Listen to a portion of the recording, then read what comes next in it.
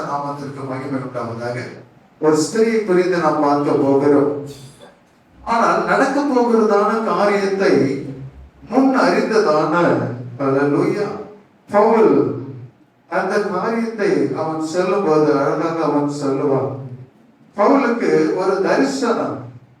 அந்த தரிசனம் என்னன்னு சொன்னா, இந்த இடத்துக்கு நீ போகணும். பாருங்க, 14 அப்போஸ்தலர் நடவடிக்கைகள் 14 அதிகாரம் நல்லா கவனிக்கணும். 9 வசனம் பாருங்க. அங்கே ராத்திரியிலே பவுலுக்கு ஒரு தரிசனம் உண்டாயிற்று. அது என்னவெனில், மக்கதோனியா தேசத்தான் ஒருவன் வந்து நின்று, நீர் மக்கதோனியாவுக்கு வந்து எங்களுக்கு உதவி செய்ய வேண்டும் என்று தன்னை வேண்டிக் கொண்டதாக இருந்தது. அவனுக்கு ஒரு சொப்பனம் வருது, ஒரு தரிசனத்தை அவன் பார்க்கிறான். ஆனா ஒரு மனுஷன் வந்து அங்கே நிற்கிறதை அவன் சொல்றான். ஆனா யாருன்னு அவன் என்ன பண்ணல, மென்ஷன் பண்ணல. இவன் தான், அவன் தான், தேவ தூதன் தான், இல்ல ஆண்டவர் தான் சொல்லிட்டு அவன் சொன்னான்.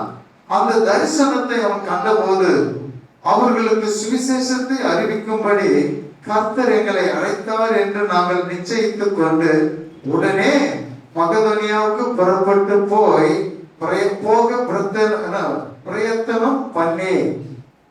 அப்ப அந்த தரிசனத்தை அவன் அறிந்த உடனே அவன் யோசிக்கிறான், என்ன வேற எதையும் சொல்லல, வேற எந்த காரியத்தையும் அவன் சொல்லல.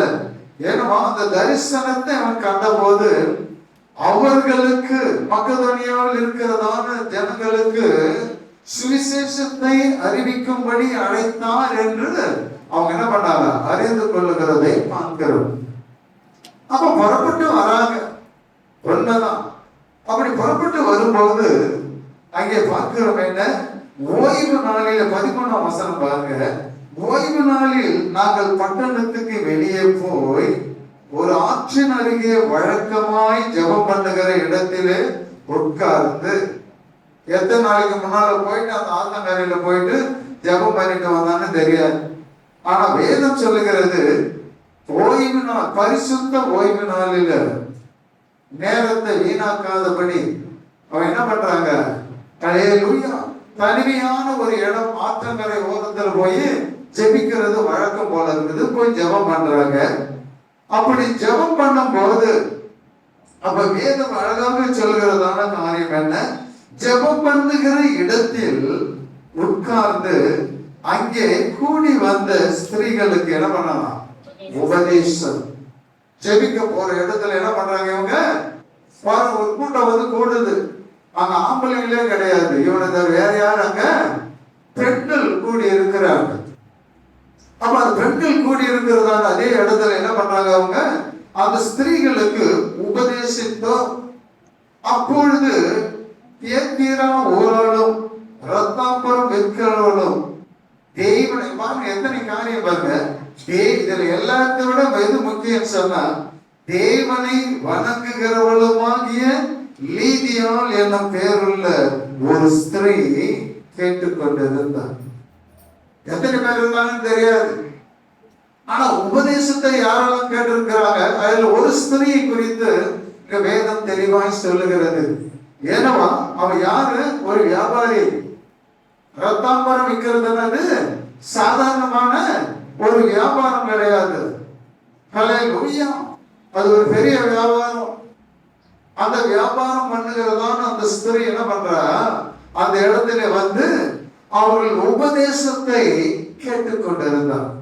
அப்படி கேட்கும் போது, ஏன்னா அவன் நல்ல ஒருவேளை வசதியா இருந்திருக்கலாம், ஏன்னா வியாபாரி இல்ல, அதுவும் ரத்தாம்பரம் வைக்கிறான்னு சொன்னா சாதாரண வியாபாரியா இருக்க முடியாது.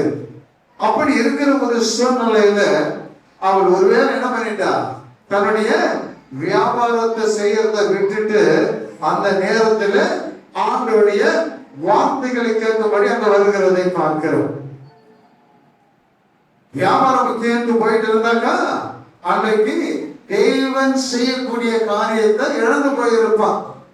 ஆனா தேவனுடைய தீர்மானம் என்ன, ஹல்லேலூயா, ஒரு சொப்பனத்தை தேவன் வெளிப்படுத்தி அந்த சொப்பனம் எதற்காக இப்படி வந்தது என்பதை உணரும்படி அவனுக்கு செய்து எந்த இடத்திலே போய் உபதேசம் பண்ண வேண்டும், சத்தியத்தை சொல்ல வேண்டும் என்று ஆண்டவர் தீர்மானித்த இடத்திற்கு வந்தாங்கன்னு சொல்லும்போது அது ஒரு சாதாரணமா சுயமா வந்தான்னு சொல்லிட்டு இல்ல, தேவனுடைய தரிசனத்தின்படி அவருடைய அழைப்பின்படி எந்த அழைப்பு அவனுக்கு கொடுத்திருந்தாரோ அந்த அழைப்பை நிறைவேற்றும்படி சுவிசேஷத்தை சொல்லும்படி அவன் அந்த காரியத்தை தான் அவன் செய்யறான்.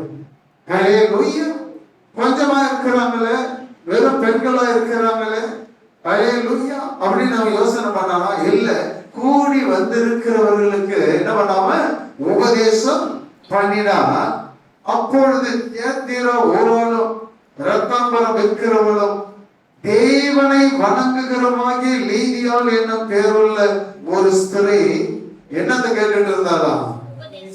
உபதேசத்தை. ஸ்திரீகள் சொன்னா யாரும் தப்பா எடுத்துக்கொள்ள கூடாது. அடுத்தவங்க வீட்டு காரியத்தை கேட்கறதுக்கு தான் ரொம்ப ஆசையா என்ன பண்ணுவாங்க, ரொம்ப உற்சாகமா இருப்பாங்க. ஊருக்கு அதை கேட்கறதுக்கு ஹல்லேலூயா அவங்க காது எப்படி இருக்கும்? நல்லா இருக்கும். ஆனா இங்க பாக்குறவங்க தன்னுடைய வியாபாரத்தை விட்டுட்டு, தான் செய்யக்கூடிய தொழிலை விட்டுட்டு, எப்படி சம்பளத்தை விட்டுட்டு ஒரு அம்மா ஜெபத்துக்கு வந்தாங்களோ அதே போல நம்ம என்ன பண்ணிட்டாங்க, தான் வியாபாரத்தை அன்னைக்கு நிறுத்திட்டு அந்த உபதேசம் பண்ணுகிற அந்த ஆட்டங்கரைக்கு என்ன வேலை? இந்த அம்மாவுக்கு வியாபாரம் பண்றவங்க ஆட்டங்கரையில போய் வியாபாரம் பண்ணுவாங்க. கடையில எப்போ பொங்கல் முடிஞ்ச உடனே ஆத்து திருவிழா ஒண்ணு நடக்கும். என்ன தேவனசா? அந்த ஆத்து திருவிழால தான் கடை போட்டு வச்சிருப்பாங்க, அங்க வியாபாரம் நடக்கும். ஆனா இது அப்படி கிடையாது. இவர்கள் ஆற்றங்கரை ஓரமாக ஜெபிக்கிறது வழக்கம். அந்த ஜெப வேளையில போனதான அந்த சூழ்நிலையில அந்த ஸ்திரீகளுக்கு ஜெபம் பண்ணல, அதுக்கு மாற என்ன பண்றாங்க? அல்லேலூயா உபதேசம் பண்ணுகிறதை பார்க்கிறோம். உபதேசம் மனுஷனுடைய உபதேசம் கிடையாது. ஒரு தரிசனத்தை பெற்று அந்த தரிசனத்தோடு கூட வந்ததான அவர் உபதேசம் பண்ணுவது எதை வச்சு பண்ணுவா? எந்த தரிசனத்தை ஆண்டவர் கொடுத்தாரோ அவருடைய வார்த்தையின் மூலமா தான் அந்த உபதேசம் இருக்கு. மனுஷனுடைய வார்த்தை கிடையாது, தேவனுடைய வார்த்தையின் மூலமாக ஒரு உபதேசம். இவனுக்கு அங்க என்ன வேலை? சம்மதம் இல்லாத ஒரு சூழ்நிலை தான் அங்க நடக்குது. ஆனா அவன் என்ன பண்றாம வியாபாரத்தை வச்சுட்டு அங்க கூடி இருக்கிற இடத்துல உபதேசத்தை கேட்கிறதை வேதாகம் வெளிப்படுத்துகிறது. அவர் பவுல் சொல்லியவைகளை பாருங்க, ஏன்னா தேவனை வணங்குகிறவமாக லீதியாள் என்ற பெயருள்ள ஒரு ஸ்திரீ கேட்டுக்கொண்டு இருந்தார். அப்படி கேட்டுக்கிட்டு இருக்கும் போது பவுல் சொல்லியவைகளை கவனிக்கும்படி என்ன பண்ணாராம்? கர்த்தர் அவன் இருதயத்தை திறந்து அருளினார். ஹல்லேலூயா. கரங்களை வைத்து ஸ்தோத்திரம் பண்ணுங்க. ஹல்லேலூயா, ஸ்தோத்திரம். நீ ஒருவேளை தேவனை வணங்குறவனா இருக்கலாம். தேவனை வணங்குகிறதற்கு இருதயத்திலே ஏற்றுக்கொள்ளுவதற்கு ரெண்டு வித்தியாசம் இருக்கிறது. பவுலையும் சீலாவை என்ன பண்ணாங்க? சிறைச்சாலையில அடைச்சாங்க. ஆனா சிறைச்சாலையிலே அடைத்ததான வேளையில பூமி எதிர்ந்தது, பூமி எதிர்ச்சி வந்தது, பூகம்பம் வந்தது. அதே அதிகாரத்தில் தான் சொல்லப்படுது 27 இருந்து 26 வசனம். பூமி மிகவும் அதிர்ந்தது, உடனே கதவுகள் எல்லாம் திறவுண்டது, எல்லாருடைய கட்டுகளும் கழண்டு போயிற்று. ஹல்லேலூயா. எல்லாருடைய கட்டுகளும் கழண்டு போயிற்று. அப்ப என்ன அங்க நடக்கிறதான காரியம்? உடனே அங்க நடக்கிறதான ஒன்று என்ன? அந்த சிறைச்சாலைக்காரன் என்ன பண்றான்? பார்க்கறான், அவன் தூங்கிட்டான். இந்த பூகம்பம் வந்தது தெரியல, என்ன நடந்ததுன்னு தெரியல. அந்த சூழ்நிலையில அவன் தூங்கிட்டான். பொதுவா வாட்ச்மேன் சொல்லும்போது என்ன பண்ணுவாங்க? அவங்க நல்லா தூங்குற வேலை தான் அது. கொஞ்ச நேரம் 10 மணி வரைக்கும் அவங்களால என்ன பண்ணுவாங்க? தூங்க மாட்டாங்க. 10 மணிக்கு பிறகு என்ன பண்ணுவாங்க? ஆட்டோமேட்டிக்கா தூக்கம் வந்துடும். கேட்டெல்லாம் சாத்திட்டு பூட்டிட்டு நிம்மதியா தூங்குவாங்க. அது மாதிரி தான் அந்த சிறைச்சாலையும். ஆனால் பூமி அதிர்ந்து சிறைச்சாலை கதவெல்லாம் உடைஞ்சு இவர்கள் கட்டுகள்லாம் அழுக்கப்பட்டு அவங்க இருக்கிறாங்க. இதை பார்த்த மாத்திரத்துல அந்த சிறைச்சாலைக்காரன் என்ன பண்ணான்? பாக்குறான், என்னடா எல்லாம் உடைஞ்சு போய், கதவெல்லாம் உடைஞ்சு போய் கிடக்குது, திறந்து கிடக்குது.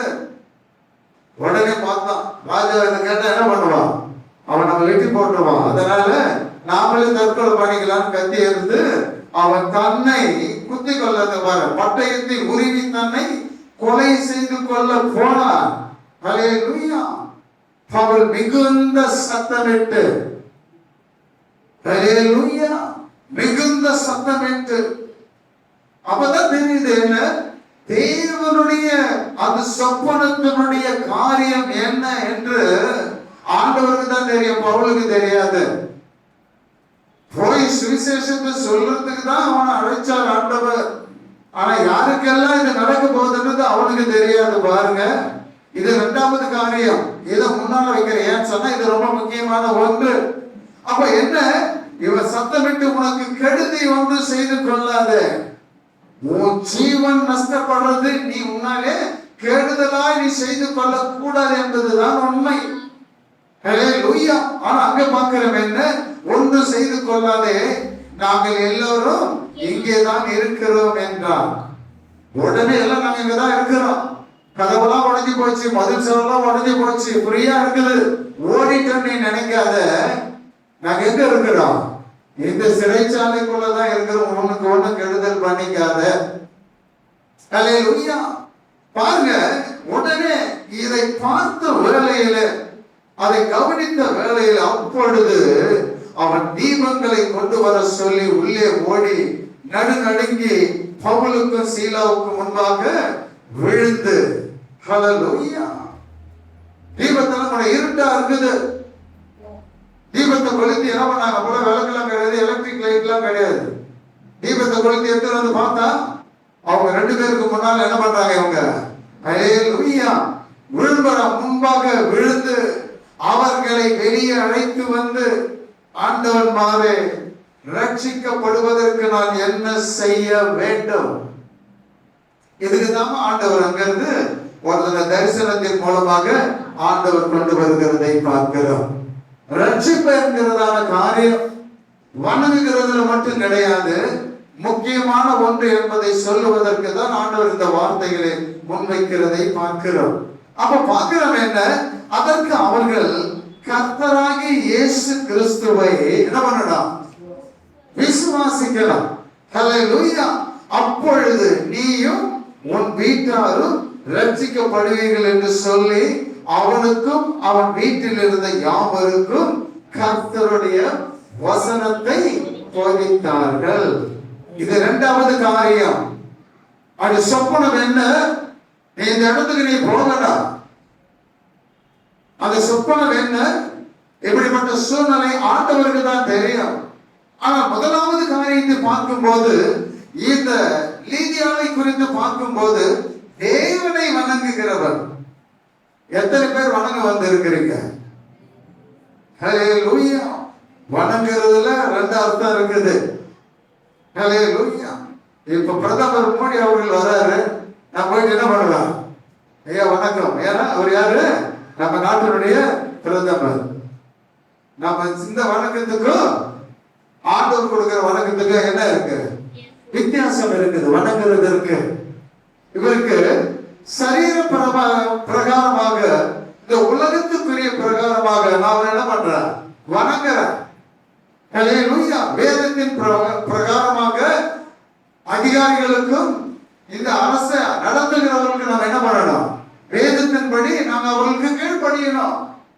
அது வணங்குறாங்க, கையை வணங்கி ஐயா வணக்கம் அப்படின்னு சொன்ன, இது இந்த வணங்குதல் வேற. ஆனா ஏன் ஆண்டவர் அங்கே சொன்னார் என்ன, அவர் ஒரு வியாபாரி, தேவனை வணங்குகிறவங்க. பழைய பாட்டு காலத்துல பார்க்கும்போது அவங்க எப்படி தேவனை மகிமைப்படுத்தி வணங்கினாங்கன்னு சொன்னா, அவங்க செய்த காரியத்திற்கு பரிகாரம் தேடுகிறதன் மூலமாக தேவனை வணங்குகிறதை பார்க்கிறோம்.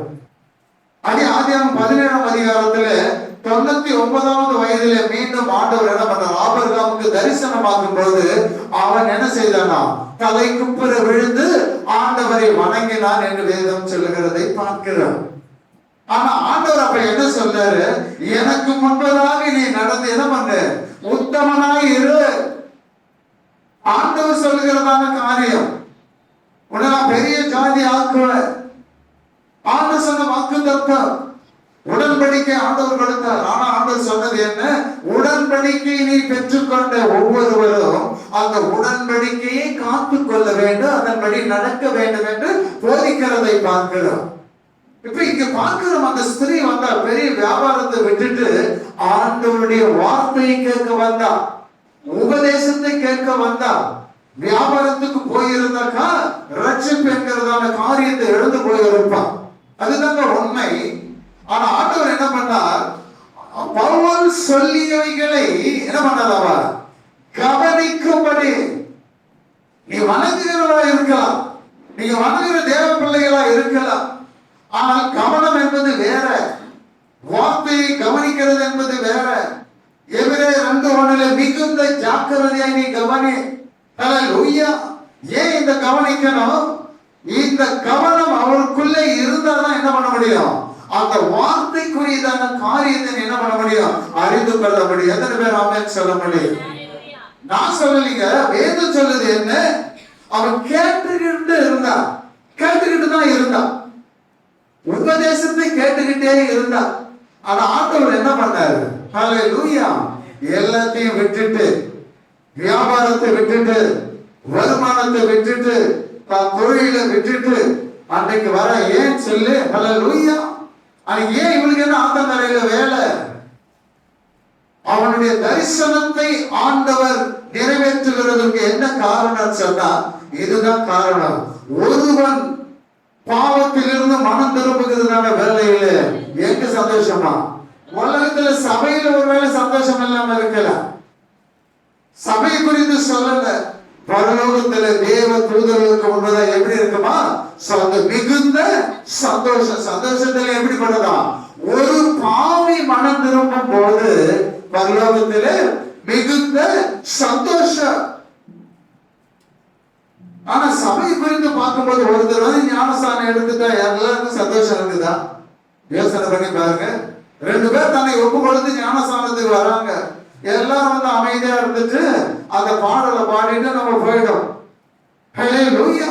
ஆனா வேதம் என்ன சொல்லுகிறது? மனம் திரும்புகிறதான வேலையில பரலோகத்துல என்ன இருக்குது? ஒரு சந்தோஷம். ஹல்லேலூயா. ஏன்? ஒரு பாவி நீதிமானாகும் போது ஆண்டவருடைய பிரயாசம் அங்கே என்ன பண்ணல? விருதாவாய் போகல. அவருடைய ரத்தம் வீணா போகல, அவர் பட்ட பாடுகள் வீணா போகல. அதுதான் அர்த்தம். ஹல்லேலூயா. அப்ப பார்க்கிறோம் என்ன?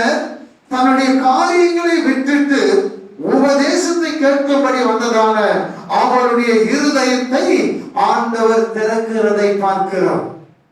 ஹல்லேலூயா. அடுத்த காரியம் பாருங்க என்ன? அழகா அந்த சொல்லப்பட்ட காரியம் என்ன? வசனம் தெளிவாய் சொல்லுகிறது. என்னன்னா, கேட்டுக்கொண்டு இருக்கிறதான வேலையில, உபதேசத்தை கேட்டுக்கொண்டு இருக்கிறதான வேலையில, உபதேசத்தை நம்ம எப்படி கேட்கிறோம்? 2 தீமோத்தேயு புத்தகம் 2ஆம் அதிகாரம் 14ஆம் வசனம் என்ன பேசுதுன்னு பாருங்க. டக்குன்னு எடுங்க. 2 தீமோத்தேயு புத்தகம் 2ஆம் அதிகாரம் 14ஆம் வசனம். ஹல்லேலூயா. இவைகளை அவர்களுக்கு நினைப்பூட்டி. என்னப்பா? இவைகளை அவர்களுக்கு நினைப்பூட்டி ஒன்றுக்கும் பிரயோஜனம் இல்லாமல், பாருங்க, ஒன்றுக்கும் பிரயோஜனம் இல்லாமல் கேட்கிறவர்களை கவிழ்த்து போடுவதற்கு ஏதுவாக வாக்குவாதம் செய்யாதபடிக்கு கர்த்தருக்கு முன்பாக, ஆண்டவருக்கு முன்பதாக அவர்களுக்கு எச்சரித்து புத்தி சொல்லு. அவர்களுக்கு எச்சரித்து என்ன பண்ணணுமா? புத்தி. யாருக்கு? பிரயோஜனம் இல்லாமல் உட்கார்ந்துட்டு இருக்கிற பாரு, கேட்டுக்கிட்டு இருக்கிற பாரு, உனக்கு எச்சரித்து புத்தி சொல்லும்படி பவுல் அதாவது பவுல் தீமோத்தேயுக்கு எழுதும் போது இதை எழுதுகிறதை பார்க்கிறோம். அப்ப என்ன? பிரயோஜனம் இல்லாமல் நீ உட்கார்ந்து இருக்கிறது எதுக்குமே என்ன இல்லை, உனக்கு லாபமே கிடையாது, உனக்கு எந்த விதத்திலும் அது லாபமா வராது. அப்ப நீ கேட்கும் போது நீ எப்படிப்பட்ட கேட்கிறவங்களா நீ இருக்கணும்? பிரயோஜனம் உள்ளவர்களாய் நீ கேட்கணும். அப்ப அந்த பிரயோஜனம் உள்ளவனா நீ கேட்கணும்னு சொன்னா உன் இருதயம் எப்படிப்பட்டதா இருக்கணும்? திறக்கப்பட்ட இருதயமாக இருக்கிற எத்தனை பேர் ஆமென் சொல்றீங்க? இவன் கேட்டுக்கிட்டு தான் இருந்தா, ஆனா இருதயத்துக்கு உள்ள அது போகல. ஆனா அவருடைய பிரயாசத்தை ஆண்டவர் பார்க்கிறார். உன்னுடைய பிரயாசத்தை ஒருபோதும் ஆண்டவர் அலட்சியம் பண்ணவே மாட்டார். நீ படுகிற பிரயாசத்தின் பலனை நிச்சயமாகவே ஆண்டவர் கொடுப்பார். இல்லையே என்னுடைய வாழ்க்கையில இவ்வளவு துயரங்களும் துன்பங்களும் நான் அனுபவிச்சுட்டு இருக்கிறேன். சற்று நீ யோசித்து பார்க்கணும், வேதத்தை கொஞ்சம் ஆராய்ந்து பார்க்கணும். என்னுடைய வாழ்க்கை எல்லாமே இப்படிதானா? என்னுடைய வாழ்க்கையில் இதுதானா போராட்டம்? போராட்டம் இருக்கு, ஆண்டவர் சொன்னார், இல்லைன்னு சொல்லல. அந்த போராட்டத்திற்கு தப்பித்துக் கொள்ள போக்கை ஆண்டவர் உனக்கு வைத்திருக்கிறார். நீ எங்க பார்க்கணும்? வேதாகமத்தை திருப்பி பார்க்கணும். ஹல்லேலூயா. திரளான சாட்சிகளை மேகத்தை நீ பார்க்காத, அந்த சாட்சிகளுக்கு இந்த புத்தகத்தில் இந்த வேதத்தில் எழுதி இருக்குது. அந்த சாட்சியை நீ கவனி. அந்த சாட்சியை நீங்களும் நானும் கவனிக்கும் போது நமக்கு ஒரு உணர்வு வரும். ஏன்னா அதுதான் சொன்னார் ஆண்டவர், திரளான சாட்சிகள் நம்மை சூழ்ந்துகிட்டு இருக்குது. நீ சாட்சியை நீ கவனிச்சு பாரு. அவனுடைய செய்கை என்னன்னு உங்களுக்கு எனக்கு தெரியும். அந்த சாட்சிகளுக்கு ஆண்டவர் செய்ததான காரியம் என்ன என்பதை நீங்கள் நானும் அறிந்து கொள்ளணும்னு சொன்னா வேதத்தை நீ திறக்கணும். ஹல்லேலூயா. வேதத்தை திறக்கணும். அந்த வேதம் உன்னுடைய இருதயத்துக்குள்ள போகணும். தப்பா நினைக்க வேண்டாம். நீங்க எல்லாரும் நம்ம கூடி இருக்கிறோம். ஒரு காலத்துல நீ வணங்குகிறவனா தான் நீங்க இருந்திருப்பீங்க. நீங்கள் நானும் ஆண்டவரை வணங்குறதுக்கு தான் வந்து இருப்போம். ஆனா வேதம் தெளிவாய் சொல்லுகிறதான காரியம் என்ன? யோவான் சுவிசேஷம் 6ஆம் அதிகாரம் 44ஆம் வசனத்துல எப்படியாக எழுதுது என்ன? ஒருவனை பிதா இழுத்து கொள்ளாவிட்டால் அவன் என்னிடத்துல வரமாட்டான். எடுத்து வாசிங்க. என்னை அனுப்பின பிதா ஒருவனை இழுத்துக் கொள்ளாவிட்டால், ஒருவனை இந்த பூமியில கோணலும் மாறுபாடான சந்ததியில பாவ சந்ததியிலே வாழ்கிற ஒருவனை என் பிதா இழுத்துக் கொள்ளாவிட்டால் அவன் என்னிடத்தில் வரமாட்டான். அவன் இயேசு கிறிஸ்துவினிடத்திலே வரவே மாட்டான். கடைசி நாளில் நான் அவனை எழுப்புவேன். அப்படி வரவனை நான் என்ன பண்ணுவேன்? கடைசி நாளில நான் என்ன பண்ணுவேன்? உயிரோடு நான் மகிமையோடு கூட எழுப்ப பண்ணுவேன். ஆண்டவர் சொல்லுகிறதை பார்க்கிறோம். அப்போ யார் இடத்துல கொண்டு வந்து ஒப்பு கொடுக்கிறாங்க? இதனால யோசனை பண்ணி பாருங்க. இவன் வணங்குகிறவளா இருந்தா, ஆண்டவரை வணங்குறவங்க அது எப்படி வேணாலும் எடுத்துக்கொள்ளலாம். என்ன வணங்குதல் வேற. ஆனா எப்படி வணங்கணும்னு சொன்னா, எப்படி ஆராதிக்கணும்னு சொன்னா எல்லாத்துக்கும் வேதம் என்ன பண்ணுது? நமக்கு வார்த்தையின் மூலமா சொல்லுது. உடைய முழு மனதோடு கூட முழு ஆத்மாவோடு கூட அவரில் நீ என்ன பண்ணணும்? அன்பு கூறணும். ஹல்லேலூயா. சுத்த இருதயத்தோடு கூட நிலைவரமான ஆவியோடு கூட. என்ன சத்தம் மேல போகும்போது தாவீது சொல்லுவான் என்ன? உத்தம இருதயத்தோடு உற்சாக மனதோடு கூட கர்த்தரை நீ சேவி. இந்த பக்கம் எழுதி இருக்குது பாரு, பரிசுத்த அலங்காரத்துடனே கர்த்தரை நீ தொழுது கொள்ள வேண்டும். இப்படி அநேக காரியங்கள் இருக்குது. இந்த காரியங்களுக்கு எல்லாமே முற்றுப்புள்ளி வைக்கும்படி ஆண்டவர் இங்கே ஒரு காரியத்தை செய்கிறார். அது என்ன? கேட்டுக்கொண்டு இருந்ததான எல்லாத்தையும் விட்டுட்டு, வியாபாரத்தை வருமானத்தை விட்டுட்டு அவன் என்ன பண்றா? உபதேசத்தை கேட்கும் போது ஆண்டவர் என்ன பண்ணாரு? அவருடைய இருதயத்தை தேவன் திறக்கிறார். பாருங்க என்னவா? அவள் இருதயத்தை தேவன் திறந்தருளினா அதுதான் உண்மை. ஏன் ஒரு மனுஷனுக்குள்ள வசனம் ஏன் கிரியை எப்படி கிரியை செய்ய சொன்னா, தேவனாலே திறக்கப்படாத எந்த இருதயத்துக்குள்ளும் ரட்சிப்பினுடைய அனுபவத்தை பார்க்கவே முடியாது. எத்தனை பேர் ஆமென் சொல்றீங்க? ஹல்லேலூயா. இந்த சிறைச்சாலை அந்த உடைத்து திறக்கப்பட்டதான வேலையில அவனுடைய உண்மையை அவன் பார்க்கிறான். தன் ஜீவனுக்காக ஓடி போகல, தன் தேவனுக்காக உட்கார்ந்துட்டு, எந்த தேவனை மகிமைப்படுத்த வந்து அரசாணி உள்ள உட்கார்ந்துட்டு தண்டனைக்குள்ள இருக்கிறாங்களோ, விடுவிக்கப்பட்ட பின்பு கூட அவன் ஓடலன்னு சொல்லும் போது அவன் அந்த சிறைச்சாலைக்காரனுக்கு என்ன வந்தது? ஆண்டவரே நான் என்ன செய்யணும்? என்ன செய்யணும்? ஆண்டவர் வணங்கணும்னு சொன்னானா? யோசனை பண்ணி பாருங்க. தேவனை நீ வணங்கணும்னு சொன்னானா? இல்ல ஹல்லேலூயா. விசுவாசம். ஹல்லேலூயா. வணங்கணும். ஒரு மனுஷனுக்குள்ள என்ன இருக்கணும்? விசுவாசமா வரணும். வணங்கி கொண்டு இருக்கும் போது ஏற்றுக்கொள்ள முடியாது. வியாபாரம் தான், ஆனா தேவனை வணங்குறவர். ஆனா தேவன் அவருடைய இருதயத்தை திறந்த மாத்திரத்துல பாருங்க என்ன அழகா நல்லது. அவளும் யாரு? லீதியாலும் அவள் வீட்டாரும் ஞானஸ்தானம் பெற்ற பின்பு. அப்ப பாருங்க, இவளுடைய இருதயத்தை திறந்தார். ஆனா அந்த குடும்பத்தில் உள்ளவங்க யாராவது வந்தாங்களாமா? உங்களே கேட்கறேன், தூங்காதீங்க. யாராவது தூங்கினா பேர் சொல்லுவேன், இந்த தூங்குறாங்க அப்படின்ட்டு. எங்க உபதேசம் பண்ணிட்டு இருந்தா அந்த அம்மா அவங்க வீட்டுல தூங்கி இருந்தாங்க, ரட்சிப்பு வந்திருக்குமா? பாருங்க, கேட்டது இந்த அம்மா தான் கேட்டாங்க. லிதியால் மட்டும்தான் கேட்டாங்க. அவங்க வீட்டுல இருக்கிறவங்க யாராவது கேட்டாங்களா? இவன் மட்டும்தான் அங்க வந்து ஆத்தங்கரைக்கு வந்தான். தண்ணி எடுக்க வந்தாலும் எதுக்கு வந்தாலும் தெரியாது. ஆனா வந்தவன் என்னடா நடக்குதுன்னு கவனிக்கும் போது ஆண்டவருடைய சித்தத்தை அங்கே லீதியாவுடைய வாழ்க்கையில நிறைவேற்றுகிறதை பார்க்கிறோம். லீதியாவுடைய வாழ்க்கைக்கு ஒரு மாற்றத்தை ஏற்படுத்தும்படி ஆண்டவர் ஒரு தரிசனத்தோடு கூட பவுலை அனுப்புகிறதை பார்க்கிறோம். அப்படிப்பட்ட தரிசனத்தோடு வந்த ஊழியக்காரர்கள் வந்தபடியினாலதான் இன்றைக்கு நீங்களும் நானும் தேவ சமூகத்தில் உட்கார்ந்து எத்தனை பேர் அமைச்சு சொல்லுவீங்க? ஹல்லேலூயா. நான் லுத்தரன்ல இருந்தவன் தான். ஒரே நாள் பெந்தகோஸ்து சபைக்கு போனேன். அந்த பெந்தகோஸ்து சபைக்கு போயிட்டு என்றைக்கு அன்னைக்கு போனனோ அன்றைக்கு அப்பொழுது அன்னைக்கே நான் ஞானஸ்தானம் எடுத்தேன். ஹல்லேலூயா. ஏன்? லுத்தரன்ல சத்தியத்தை பார்க்க முடியாது, கதை தான் கேட்க முடியும். கதை தான் கேட்க முடியும். ஐயருக்கு நல்ல கதை, அந்த ஐயருக்கு மாதிரி இந்த ஐயருக்கு கதை சொல்லுவாங்க. எப்படிதான் கதை வரும் தெரியாது.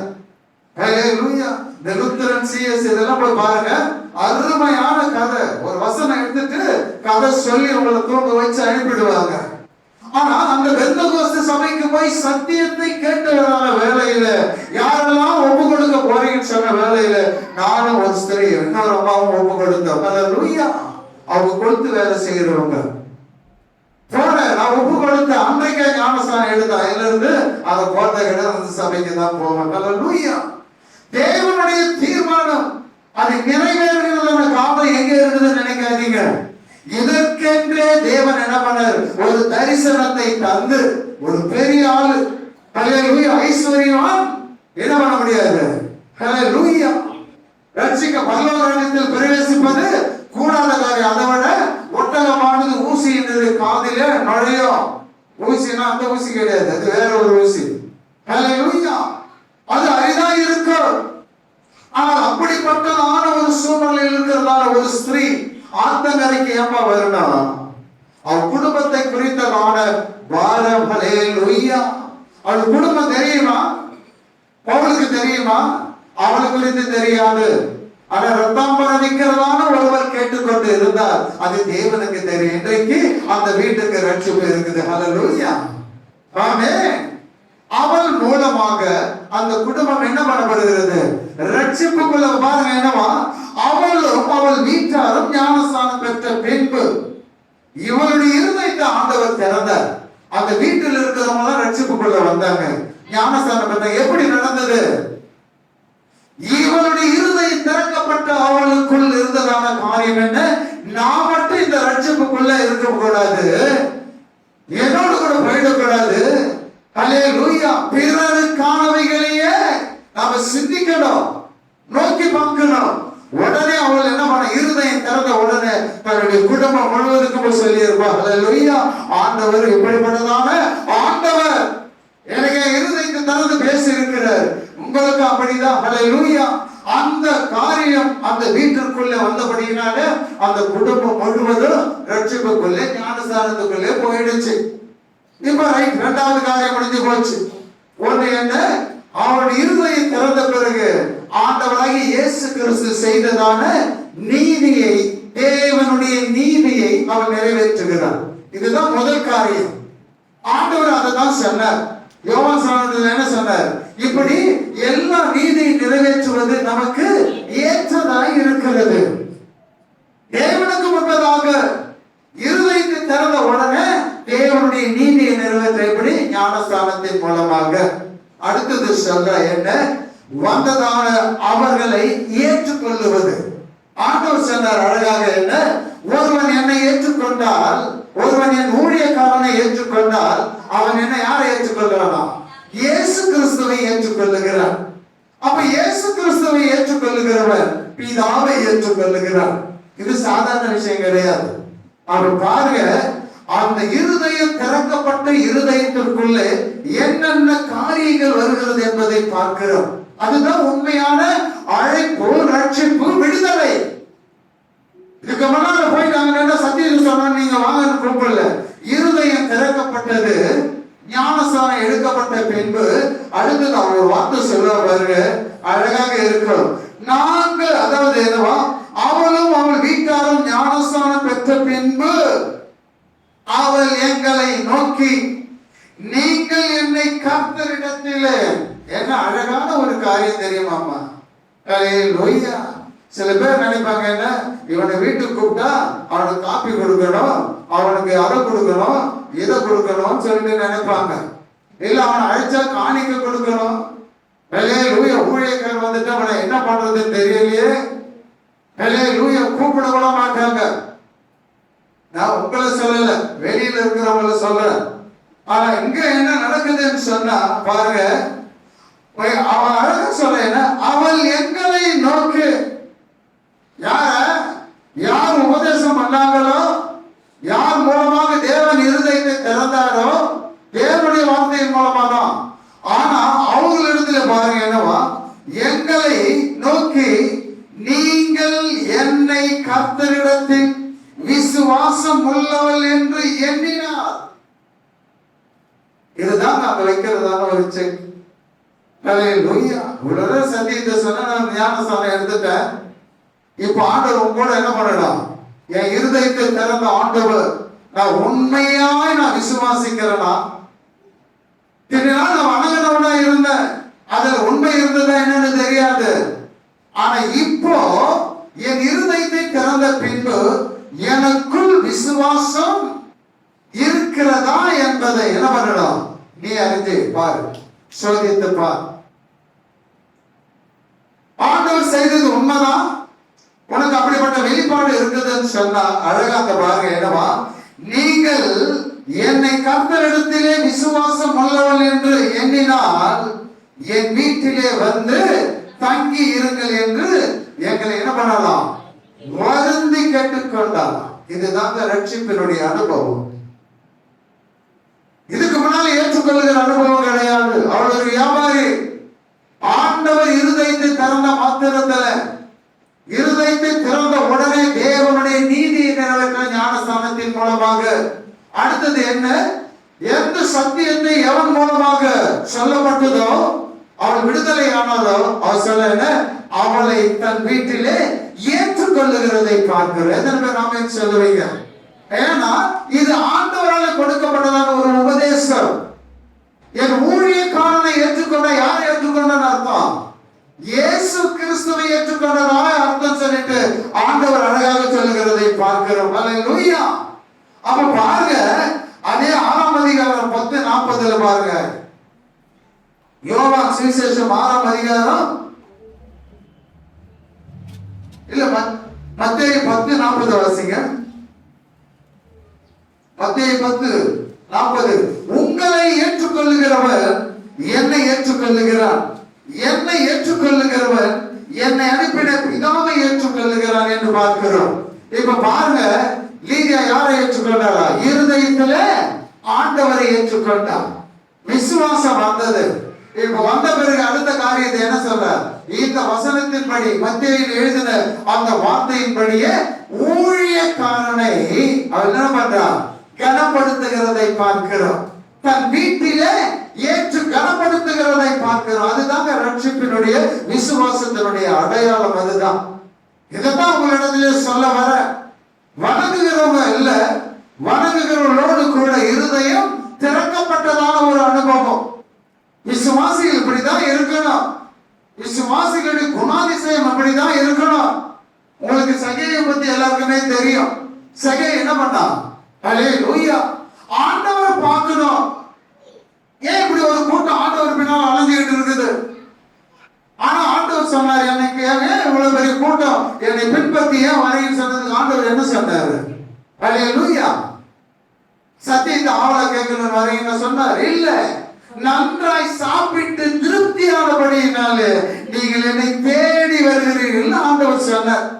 நல்ல சாப்பாடுலாம் அவர்கிட்ட போனாக்கா, அவர் கூட போனா நம்ம என்ன பண்ண வேண்டியது இல்லை, நாளைக்கு சாப்பாட்டுக்கு கவலைப்பட வேண்டியதே இல்லை, மதியானத்துக்கு கவலைப்பட வேண்டியதே இல்லை. ஏன்னா அவர் தான் எல்லாருக்கும் நமக்காக கவலைப்படுகிறவர். கூட்டத்துக்கு வந்தவங்களுக்கு இந்த 12 சீசனுக்கு யாருக்கா கவலை இருந்ததா? மலை பிரசங்கத்துல யாருக்கும் கவலை இல்லை. 3 நாள் எந்த கவலையுமே இல்லை. ஆனா அழைத்ததான ஆண்டவரிடத்துல வந்தவங்களுக்கு யாருக்கு அந்த கவலை இருந்தது? ஆண்டவராகிய இயேசு கிறிஸ்துவுக்கு தான் இருந்தது. இந்த ஜனங்கள் 3 நாள் அங்க இருந்தாங்க. போகும்போது அவங்க என்ன பண்ணிடுவாங்க, வழியில சோர்ந்து போயிடுவாங்க. இந்த கவலை யாருக்கு இருந்தது? மனுஷனுக்கு இல்ல, ஆனா ஆண்டவருக்கு இருந்தது. ஹல்லேலூயா. போகும்போது அவங்க திருப்தியா போகணும். எப்படி சந்தோஷமா வந்தாலும் திரும்பி போகும்போது மன ரம்மியமாய் திருப்தியா போகணும்னு சொன்னா அது ஆண்டவரால் மட்டும்தான் முடியுங்க. அவன் வந்து கேட்கும் போது அந்த சந்தோஷம் கிடையாது, உபதேசத்தை கேட்டுக்கொண்டு இருக்கும் போது கிடையாது. எப்போ ஆண்டவருடைய இருதயத்தை திறந்தாரோ அப்போதே அவளுக்கு ஹல்லேலூயா ரட்சிப்பினுடைய அனுபவம். அப்ப சகையை கிட்ட பாக்குறதான வேலையில சகையை அந்த இடத்துல அந்த மரத்தின் இடத்துல வரும்போது ஆண்டவர் அண்ணாந்து பாக்குறாரு. ஏன் பசி எடுத்தது அவருக்கு மரத்தை பாக்குறதுக்கு இல்ல. இந்த உலகத்துல என்ன நடக்குது, ஒரு மனுஷன் யாரெல்லாம் ஓடி வரான்னு ஆண்டவருக்கு நல்லாவே தெரியும். எந்தெந்த நோக்கத்தோடு ஓடி வரான்னு தெரியும்.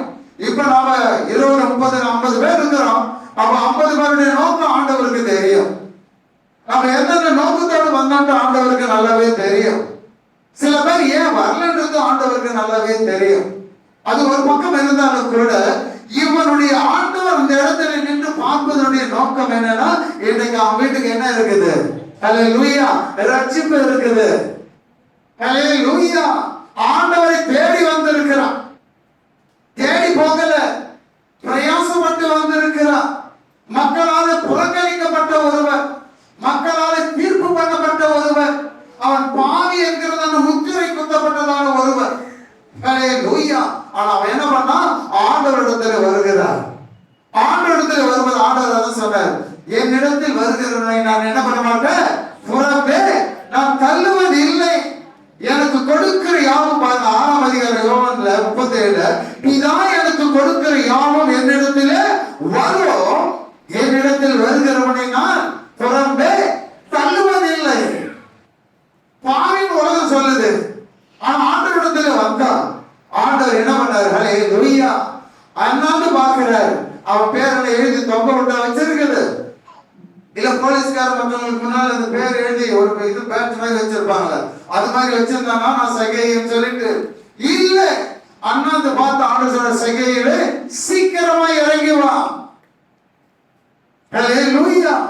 நான் எனக்கு உன் வீட்டுக்கு வர தங்கணும். ஹல்லேலூயா.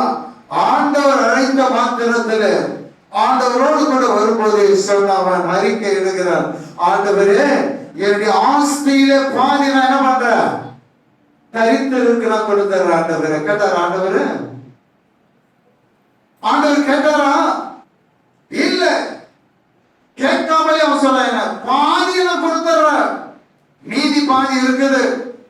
எவனிடத்திலாவது அநியாயமாய் நான் என்ன பண்ண 100 ரூபாய் வாங்கி இருந்தேன், அதை எத்தனை எத்தனை எத்தனை பங்கா நான் திருப்பி கொடுப்பேன்னு சொன்னான். அல்லேலூயா. எத்தனை? 8 இரட்டத்தனையாக 4 அந்த 4 நான் என்ன பண்றேன், திருப்பி கொடுத்துறேன், திருப்பி கொடுத்துறேன். இதுதாங்க தேவனுடைய வார்த்தையை கேட்ட மாத்திரத்திலே நமக்குள்ளே நடக்கிறதான கிரியை. அழைச்சார சொன்னார், இந்த வீட்டிற்கு இன்றைக்கு என்ன வந்தது, ரட்சிப்பு வந்தது. வீட்டுக்குள்ளே கூட போகல, அதுக்குள்ளே அறிக்கை மேல அறிக்கை வரா. இருதயத்தை திறந்த மாத்திரத்தில் குடும்பம் முழுவதோடு கூட சேர்ந்து ஞானசானத்துக்குள்ள போறா. கொர்நேலியுங்கிறதான 100க்கு அதிபதி என்ன பண்ணான்? தன் வீட்டார் அனைவரோடு கூட தேவனுடைய வார்த்தை பேதுரு மூலமாக கேட்கும்படி அவன் எத்தனைப்படுகிறதை பார்க்கிறோம். வாஞ்சை, ஆசை, ஹல்லேலூயா. எது மேல? தேவனுடைய வார்த்தை கேட்கும்படி. ஹல்லேலூயா. அவன் கேட்கிறதுக்காக அவருடைய வியாபாரத்தை விட்டுட்டு வந்ததுனாலதான் அந்த உள்ளத்தை பார்த்தார். இதுவரையிலும் மூடி இருந்ததான அந்த இருதயத்தை கர்த்தர் திறக்கிறதை பார்க்கிறோம். நமக்கும் அப்படி திறக்கணும். அப்படி திறந்ததுனாலதான் இன்றைக்கு நமக்கு ஒரு பெயர் இருக்குது. என்ன பெயரு? விசுவாசி. ஹல்லேலூயா. விசுவாசின்னு சொல்லிட்டு நமக்கு ஒரு பெயர். எப்படி? அன்றைக்கு லீதியாவுடைய இருதயத்தை திறந்ததான ஆண்டவர் நாம் ஒவ்வொருடைய இருதயத்தையும் திறந்து இன்றைக்கு விசுவாசம் ரட்சிப்பும் என்கிறதான அந்த பாதையிலே ஆண்டவர் நம்மை ஓட செய்து கொண்டு இருக்கிறார். துவக்கிட்டார் ஆண்டவர். ஹல்லேலூயா. முடிக்கிறவர் அவர் தான். எபிரேயரில் சொல்லப்பட்ட வண்ணமா நீ வணங்குகிறவனா மட்டும் கிடையாது, இருதயம் திறக்கப்பட்ட ஒரு மனுஷனாய் இருக்கலாம். உலகத்தான் சொல்லுவாங்க, இந்த சைடு போகும்போது சிலுவை பார்த்த உடனே என்ன பண்ணுவான்? இப்படி கண்ணத்துல போட்டுட்டு போவான். ஒவ்வொரு விதமா என்ன பண்ணுவாங்க? அவருடைய வணங்குதல் வேற. ஆனா நாம அப்படி கிடையாது. ஹல்லேலூயா. இருதயத்திலே என்ன பண்ணணுமா? விசுவாசிக்க வேண்டும். வாயினால என்ன பண்ணணும்? அறிக்கையிட வேண்டும். நம்முடைய ரட்சிப்பினுடைய காரியம். ரட்சிப்புனா என்ன? சாதாரண மாதிரி கிடையாது. இவ்வளவு பெரிதான ரட்சிப்பை குறித்து நீ கவலையற்று இருக்கக்கூடாது என்பதற்காக ஆண்டவர் இன்றைக்கு பேசுகிறார். நீங்களும் நானும் சாதாரணமா இங்க வரல. பிதாவினாலே இழுக்கப்பட்டு ஆண்டவருடைய கரத்திலே நாம் கொடுக்கப்பட்டு இருக்கிறோம். எத்தனை பேர் புரியுது உங்களுக்கு? ஹல்லேலூயா. ஆண்டவருடைய கரத்திலே நாம் என்ன பண்ணப்பட்டு இருக்கிறோம்? கொடுக்கப்பட்டு இருக்கிறோம். அதனால்தான் ஆண்டவர் சொன்னார் என்னன்னு சொல்லிட்டு, என்னை அனுப்பின பிதா ஒருவனை இழுத்து கொள்ளாவிட்டால் அவன் என்னிடத்திலே வரமாட்டான். இப்ப பிதா கொண்டு வந்தாரா? இயேசு கொண்டு வந்தாரா? யாருமா கொண்டு வந்தது? பிதா தான் உன்னை கொண்டு வந்து யார்கிட்ட கொடுத்து இருக்கிறாரு? இயேசுடைய கரத்திலே கொடுத்து இருக்கிறார். அவருடைய கரத்தில் கொடுத்து எதுக்கு கொடுத்து வச்சிருக்கிறார்? ஹல்லேலூயா. ஒருவனும் கெட்டு போகாமல் நித்திய ஜீவனை அடையணும்னு சொன்னா இவர் இல்லாமல் உன்னால உடனே செய்ய முடியாது. எத்தனை பேர் ஆமென் சொல்றீங்க? ஹல்லேலூயா. சோதனை வருது, பாவம் வருது, பலவீனம் வருது. பவுல் யாரை பார்த்து சொன்னா? ஆண்டவர் பார்த்து சொன்னா, ஆண்டவரே இந்த பிரமாணம் எனக்கு விரோதமாய் செய்கிறது, நான் செய்யக்கூடாததற்கு விரோதமாய் பேசுது, உற்சாகப்படுத்துது, என்னால முடியலையே ஆண்டவரே. அப்ப அங்க ஆண்டவர் என்ன சொல்றாரு? ஹல்லேலூயா. உன் பலவீனம், உன்னை வேதனைப்படுத்திக் கொண்டு இருக்கிற அந்த பலவீனத்திலே ஆண்டவர் சொல்றார், என்னுடைய பலன் ஹல்லேலூயா இயேசு கிறிஸ்துவினுடைய பலன் பூரணமாய் விளங்கும். பிலிப்பியர் அப்படியே திரும்பி சொல்றார், என்னை பலப்படுத்துகிற கிறிஸ்து, உங்களையும் என்னையும் பலப்படுத்துகிற கிறிஸ்துவினாலே இந்த பூமியிலே எல்லாவற்றையும் செய்ய நமக்கு அவர் மூலமாக பலன் உண்டு என்று எத்தனை பேர் நம்புறீங்க? ஹல்லேலூயா. ஒன்று இயேசு கிறிஸ்துவினுடைய பலன், இன்னொன்று பரிசுத்த ஆவியானுடைய வல்லமை. இது ரெண்டு தான் நம்ம என்ன பண்ணிட்டு இருக்குது? தேவனுக்கு முன்பதாக மகிமை உள்ளவர்களாக, துதிக்கிறவர்களாக, தேவனை மகிமைப்படுத்துகிறவர்களாக இந்த பூமியில வைத்திருக்குது. ஒருத்தர் நீங்க சொல்ல முடியாது, நான் தெரியாத வந்துட்டேன். உலகம் சொல்லுவது தெரியாத போய் அங்க விழுந்துடுச்சு, அல்லேலூயா கூட்டத்துல தெரியாம போயிடுச்சு, அல்லேலூயா கூட்டத்துல தெரியாம வந்துடல. தேவன் உன்னை அவர் கரத்தினாலே உன்னை இழுத்து கொண்டு வந்து ஆண்டவராகிய இயேசுடைய கரத்திலே ஆண்டவர் கொடுத்து இருக்கிறார். அதனாலதான் ஆண்டவர் சொன்னார் என்னன்னு சொல்லிட்டு, ஆண்டவர் தந்ததான இவர்களை ஹல்லேலூயா. வேதம் சொல்லுது 6:39-40 இதை மட்டும் வாசித்து முடிக்கலாம் பாருங்க.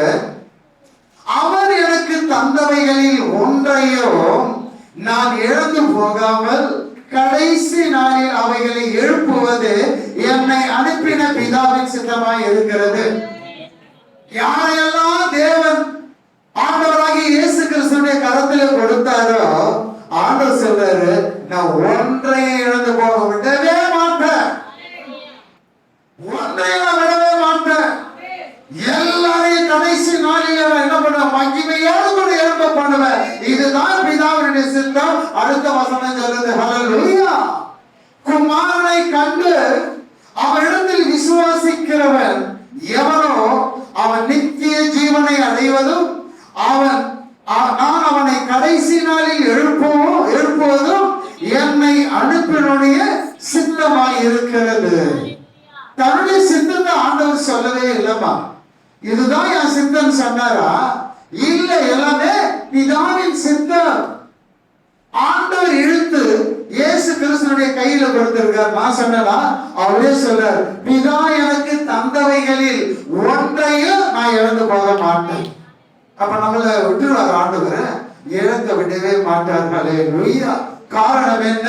பிதாவால நாம் என்ன பண்ணப்பட்டோம்? பிடிக்கப்பட்டு இழுக்கப்பட்டு கொண்டு வரப்பட்டு அது வளர்த்த ஒரு கரத்துக்குள்ளே நாம் என்ன பண்ணப்பட்டோம்? கொடுக்கப்பட்டு இருக்கிறோம். இங்கு கொடுத்த உடனே ஆண்டவர் என்ன பண்ணிட்டாரா? உங்களுடைய பெயர் எங்க எழுதப்பட்டு இருக்குதான்? அவருடைய கரத்திலே. ஹல்லேலூயா. என்னுடைய பெயர் எங்க இருக்குது? ஜீவ புஸ்தகத்தில் இருக்குது. ஆனா அவருடைய கரத்தில் என்ன பண்ணப்பட்டிருக்குது? பொறிக்கப்பட்டு இருக்கிறது. பொறிக்கிறது எழுதுறது இல்ல, கல்லுல உளி வச்சு என்ன பண்ணுவாங்க? அடிப்பாங்க. பொறிப்பா தெரியும் இல்ல? அதுதாங்க. அப்படி வேதனையோடு கூட உன் பேரையும் என் பேரையும் ரத்தம் ஒழுக ஒழுக ஒழுக அந்த கரத்திலே அவர் பொறித்திருக்கிறார். ஹல்லேலூயா. எத்தனை பேர் ஆமென் சொல்லுவீங்க? எழுதி இருக்குதுன்னு சொல்லல. கல்லுல எப்படி புளிய வச்சு சுத்தியால் அடிச்சு அதை எழுதுவாங்களோ அது மாதிரி தன்னுடைய கரத்தில உன் பேரையும் என் பேரையும் எழுதல, புள்ளி புள்ளியா குத்தி குத்தி குத்தி அந்த ரத்தம் ஒழுக ஒழுக ஒழுக கரம் வந்தது. அந்த கரத்துக்கு பாருங்க. ஹல்லேலூயா. அந்த கருத்துக்குள்ள நம்ம அடங்கி இருக்க வேண்டும். என் பெயர் ஜீவ புஸ்தகத்தில் எழுதுதுன்றது எனக்கு மேன்மை கிடையாது. அவருடைய கருத்திலே பொறிக்கப்பட்டது என்பதுதான் என்னுடைய மேன்மை. எத்தனை பேருக்கு அப்படிப்பட்டதான ஒரு உணர்வு இருக்குது சொல்லுங்க. ஹல்லேலூயா. என் பேர் எழுதி இருக்குது, ஆனா ஜீவ புஸ்தகத்துல பொறிக்கப்படல, எழுதி இருக்குது. ஆனா இயேசுடைய கரத்தில அடிக்கப்பட்டு ஹல்லேலூயா புள்ளி புள்ளியா குத்தி இந்த டாக்டர் போடுவாங்க பாத்தீங்களா? பச்சை குத்துவாங்க. எப்படி குத்துவாங்க? வெறும் வில்லேஜ்ல நல்லா 5 ஊசி வச்சுக்கிட்டு என்ன பண்ணுவாங்க? அந்த மையில வச்சு வச்சு குத்துவாங்க வரைஞ்சிட்டு. அப்ப அப்படி குத்தும் போது என்ன பண்ணும்? ரத்தம் வரும். அப்ப ஆண்டவருடைய கருத்துல ஒவ்வொரு பேர் எழுதும் போதும் எவ்வளவு ரத்தம் வந்திருக்கும். குத்தி குத்தி எவ்வளவு வேதனை அவர் சகிச்சுக்கிட்டு இருப்பார். அதனாலதான் வேதம் சொல்லுகிறது, அவருடைய கருத்திலே நீங்கள் நானும் பொறிக்கப்பட்டு இருக்கிறோம். எத்தனை பேர் ஆமென் சொல்லுவீங்க? இன்றைக்கு நாம் எல்லாம் இருதயம் திறக்கப்பட்டவர்கள், பிதாவின் மூலமாக திறக்கப்பட்டு முன்குறிக்கப்பட்ட நம்மை ஆண்டவருடைய கருத்திலே கொடுத்து ஆண்டவர் இன்றைக்கு நம்மை பராமரித்து வருகிறார். கண்களை மூடி தேவ சமூகத்தை நோக்கி பார்ப்போம். மகா இரக்கமும் கிருபை நிறைந்த எங்கள் அன்பின் பிதாவே,